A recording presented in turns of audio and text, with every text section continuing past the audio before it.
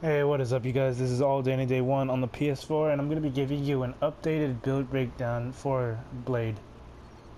So let's go ahead and look at his traits. He's strength and fighting, crit chance. He gets an automatic plus 3% to crit chance. His primary resource is ammo. His secondary resource is thirst. Ammo does not naturally regenerate. When fully drained, ammo starts to rapidly regenerate, restoring 20% of your maximum ammo per second until full. Secondary resource thirst. When thirst reaches full, Blade becomes starving, reducing damage output by 10% and causing 8% of Blade's max health to be lost per second. While starving, regenerate 2% of your max health when you hit an enemy. Activate the serum to eliminate thirst, reducing it back to 0 and restoring Blade's vampiric strength and speed. Daywalker, he gains an automatic health on hit up to 280 base 280. Defense and dodge rating multiplier 20%. Defense and dodge is his two main defensive stats.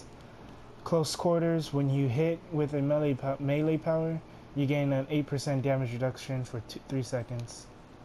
So for his abilities, everything is pretty much the same as before, except I'm using stake thrower instead of UV grenade. So Deadly Dash is on my L2 circle, the serum is on circle, Party Crasher is triangle, Whiplash is square, Stake Thrower is L2 square, Stake Through the Heart is X, Hypertoxin Grenade is L2 triangle, and my signature, my namesake, is on L2X. So the reason why I switched it out is because UV grenade is not bad. It does nice damage and whatnot, and it stuns the enemies. But stake thrower, I'm using it because, well, one, it gives you 100% extra damage versus bleeding, and it also has the execution. So every time an enemy has 1% missing health, you deal 1% more damage. So having two execute abilities is always really useful. So for the talents, I used to use Never Sated, but I switched to Steady Regimen. Never Sated is still a good talent to use, but with this new build, you need to have the ammo regenerate pretty often. So Steady Regimen is a really good one for that, because when you use your serum, you gain 100% max ammo back, and also it reduces the starving effect, starving damage done to you, which is nice. Vicious Wounds is the next one. Grievous Wounds gains the following effects: damage plus 50%, 30%, enemies are slowed by 30%, attack speed and movement speed. So Grievous Wounds is just your bleed. It's not the glaive orbit. It's anything that does Grievous Wounds, that applies Grievous Wounds. So I was using Life of the Party. It's a good ability, Party Crasher, being able to deal double the damage, 100% more damage, and an automatic crit when you're starving. But I went with Psychoactive Pheromones because you gain two toxin loaded gauntlets, whatever, hypertoxin grenades, and your hypertoxin grenades, it deals like a good amount of AoE damage too, but the death explosion also gains 50% more damage. Enemies also become terrified as well when you use this. So they'll get a skull over their head and then they basically stop attacking, and they're just sitting there. And the thing about hypertoxin grenade is when you use it, it'll have a skull over the enemies' heads, and then when you kill one enemy, they blow up and then they deal damage towards other enemies. So this is a really good ability to use for like crowd control. Like when there's a bunch of enemies in one area, just toss like one or two of them, and then you would use like Stake Through the Heart or whatever you want to use, and then it'll just detonate. Let's get moving. It'll detonate against most enemies around them. The next signature is Patient Hunter. I was using this already. My namesake damage is increased by 10%, but when you use a cooldown power, it reduces the cooldown for my namesake by 0.5 seconds, and the effects are doubled while starving. So if you're starving, your my namesake, your signature cooldown will be reduced by 1 second, whenever you use any of the cooldown abilities, which is really good. This will definitely help you out a bunch. Last one I use is Sharpened Stakes. I did use Vampire Hunter. And Vampire Hunter is still a really good one to use. It buffs you up by a lot. Because if you're starving, your crit hit chances increase by 6%, brute chance 6%, base damage and damage received by 15%. But with Sharpened Stakes, the reason why I use this is because the stake throw and stake through the heart will add 50% more damage versus bleeding enemies that are bleeding, which is why I'm at 100% for both of those. And then they also gain +2 charges for their how many times you can throw it. So that's why I'm using those. Plus, it's better to have abilities that have charges, because that means you can keep using. It'll help with your Patient Hunter talent.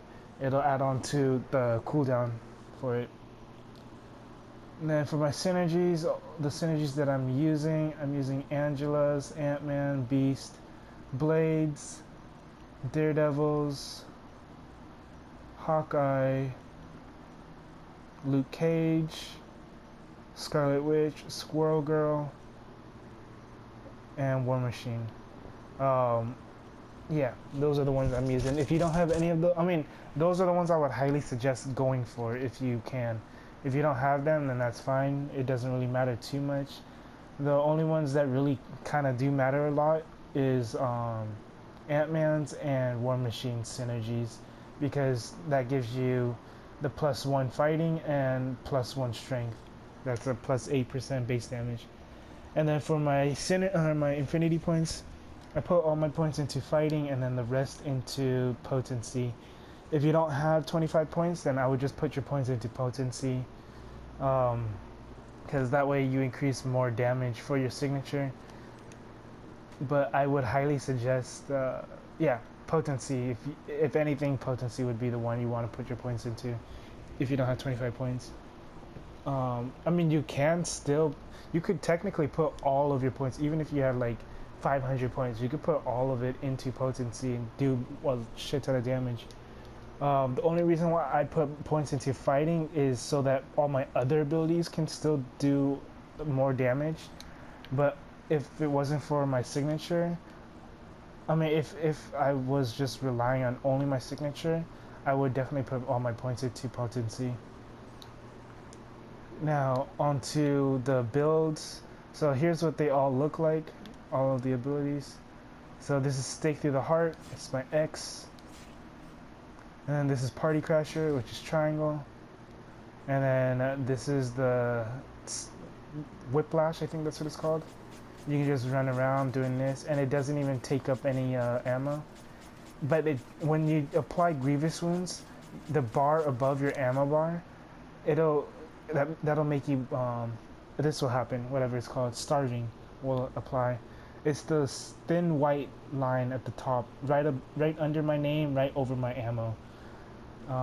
So what you would do is you would press circle or whatever you have your serum on, and then that bar goes away completely.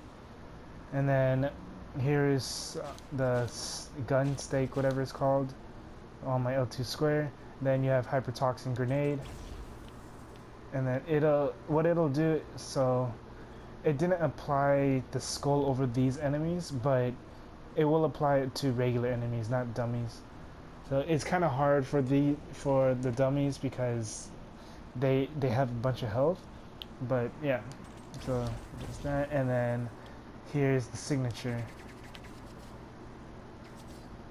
So normally what you would want to do is you would want to use your serum, and then you would want to use your signature, because then that way you would get you do more damage output, because your serum will give you a buff in your damage. But yeah, that's basically it for this blade build update. If you have any questions or anything, go ahead and let me know. If this build helped you out, go ahead and let me know also down in the comment section, and go ahead and like or subscribe and subscribe. And yeah, before I forget, my gear. So the video's not done yet. So all of my gear, what I'm focusing on primarily is crit damage, brutal damage, and his main attribute. So as you can see, I have plus fighting, 5 fighting, crit damage, and grenade. It would be nice if I can switch that grenade out with brutal damage, knife, and plus 5 fighting. It would be nice if I can switch that knife out with crit damage. This one has plus 3 strength, plus 1989 brutal damage. I don't think I can switch that out. I think you have to have. I mean, if you can get crit damage instead of the med crit cooldown, then I would definitely love to get that. And also the plus 5 fighting or strength instead of plus 3. Plus 3 strength, brutal damage, and grenade. So being able to switch out grenade powers for what's it called? Crit damage would be nice, and plus 5 fighting. And then plus 3 fighting and crit damage, your ranged non-dot attacks slow enemies, blah blah blah. It would be nice if I can switch that with brutal damage. And then for my ring, I have crit damage and plus 3 strength. So the crit damage is really nice to have. I would definitely keep it. But the plus 3 fighting strength it can't go any higher than plus 3 on the ring, or plus 4. I don't know. I'm using Hood of the Reaper. This is not a great one to use for him, but it was the only one that had like a lot of health fighting for him, so I just stuck with that. Crossbones teaching credentials. It gives me plus 3 fighting, brutal strike rating, crit hit rating. When you land a critical hit, gain 515 brutal damage for 5 seconds, and this effect can stack up to 3 times. And it gives me a buff in ranged and melee damage. And then I use the cosmically enhanced Gem of Curse. It gives me crit damage, brutal damage, crit strike, and brutal strike. And then plus 1 to all attributes when I'm in combat. So I'm using, for my relic, I'm using Relic of Gibberim. It gives me plus 2, or complete Relic of Gibberim, plus 200 ammo. The reason why I would go with the Gibberim relic for this build is because that way you get more ammo, and that way you can pretty much keep spamming your abilities, the cooldown abilities, which will result in you having a quicker cooldown in your signature. And then for my catalyst, I have plus 3 fighting on my catalyst, damage shield equal to 50% of max health, and yada yada yada. The damage rating to signatures is really nice. Heal on hit and heal on kill is really nice too. I'm using Mandarin Medallion ranged. Well, when you hit with a ranged power, 167 damage to ranged powers for 10 seconds, 0.5 second cooldown. It's not that great of a medallion in my opinion. I think the Doom Medallion would be benefit you way more. But yeah, it was because of the brutal damage rating, I'm pretty sure. And I mean, the signature is a range based medallion. And then my legendary item, I haven't been like working on it so much, so not even rank 2, but Ultimate Nullify is probably the best. Well, not probably, is the best one to use for Blade with this build, because like I said, your main focus is on your signature. You want to be able to get your signature back within 10 to 15 seconds, or you're going to be getting it within 10 to 15 seconds. And with that, the rank 5 25-second cooldown reduction to leap powers is really nice because of Party Crasher. You're going to be using Party Crashers, so if you can get that rank 5, you'll get Party Crasher back in like maybe 6 seconds instead of 8, or is it already 6 seconds? If it's 6 seconds, then it'll be like 4 seconds. Now to my stats, my average effective health is only 28.7k. Damage reduction is 29%, so both of those are not that great. 757 crit hit, but that doesn't matter for Blade. 6205 crit damage, that could always be higher, get higher. 1487 brutal strike rating, doesn't really matter too much. And then 11,343 brutal damage rating, that could definitely get higher. But I'm at 200% base damage increase, which is really nice. You're doing triple the amount of damage.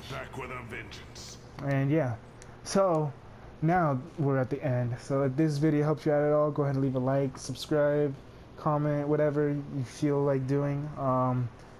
And yeah, this is all day 1 on the PS4. Have a good day, good night, and peace.